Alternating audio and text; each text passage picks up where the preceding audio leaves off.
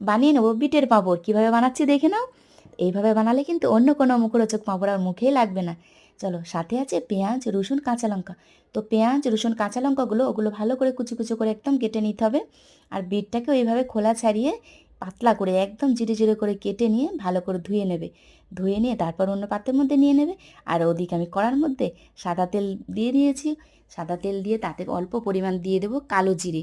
সামান্য পরিমাণ কালো জিরে দিয়েছি। এবার পেঁয়াজ, রসুন কুচি, কাঁচা লঙ্কা কুচিগুলো ওর মধ্যে দিয়ে দিয়েছি। ওগুলো একটু লাল লাল করে ভাজা হতে হতে আর ওদিকে বিটটা দিয়ে দেবে। বিটটা ভাজা হতে হতে সামান্য পরিমাণ লবণ পরিমাণ মতো দিয়ে দেবে। চলো, ভাজা হয়ে গেছে, ওটা ঠান্ডা করে মিক্সির মধ্যে দিয়ে দিচ্ছি, মিক্সি হয়ে গেছে। আর 1 বাটির মতো বেসন নিয়েছি, সামান্য পরিমাণ দেখো সোডা নিয়ে নিয়েছি, বেকিং সোডা। চলো, মাখানো হয়ে গেছে। এভাবে গোল্লা করে নিয়ে দেখো আস্তে আস্তে বেলে নিয়ে গ্লাসের মধ্যে, দারুণ লাগে কিন্তু। বাড়িতে বানিয়ে অবশ্যই খাবে। দিদিকে একটা ছোট্ট করে সাবস্ক্রাইব, লাইক করে দেবে। দেখো একদম ফুলকো লুচি, দারুণ হয়েছে না? চলো।